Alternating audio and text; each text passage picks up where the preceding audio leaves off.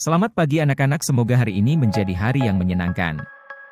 Kita awali pertemuan ini dengan mengaturkan salam panganjali Om Swastiastu.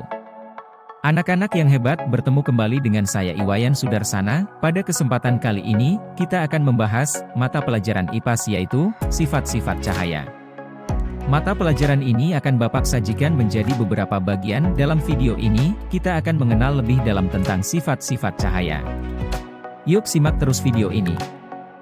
Anak-anak yang hebat, tujuan pembelajaran kita hari ini adalah kita dapat mengetahui sifat-sifat cahaya dan setelah itu kita juga dapat melakukan percobaan sederhana untuk mengetahui sifat-sifat cahaya.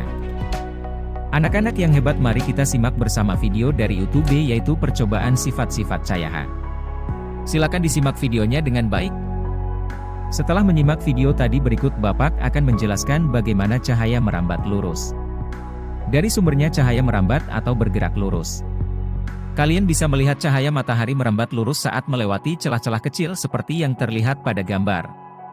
Pada pagi hari saat matahari terbit, kalian bisa lihat pada celah dinding yang berhadapan dengan matahari akan terlihat sinar matahari merambat secara lurus. Selain sifat cahaya merambat lurus, cahaya juga bisa dipantulkan. Kita bisa melihat karena cahaya memantul dari benda ke mata kita. Jika tidak ada cahaya, maka tidak ada pantulan yang diterima oleh mata. Ketika kita bercermin, cahaya merambat ke cermin. Lalu cahaya tersebut dipantulkan ke mata kita.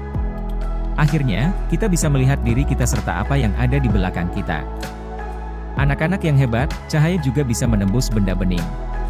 Cahaya bisa menembus benda-benda bening atau disebut juga transparan, seperti kaca. Sebaliknya, cahaya tidak dapat menembus benda-benda gelap seperti contohnya tembok. Ada pula benda yang sedikit ditembus cahaya atau buram.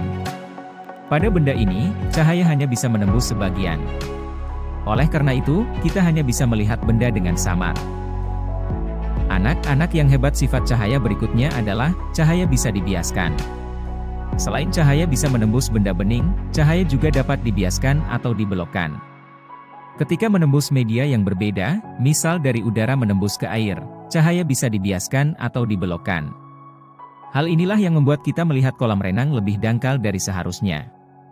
Hal ini terjadi karena cahaya dibiaskan ketika menembus ke air. Peristiwa ini juga yang menyebabkan sendok terlihat bengkok ketika sebagian sendok dicelupkan dalam air. Berikut ini sifat cahaya. Ketika cahaya dihalangi akan terbentuk bayangan. Cahaya merambat lurus dan tidak dapat berbelok. Ketika cahaya mengenai suatu benda, maka cahaya yang terhalang benda akan membentuk bayangan.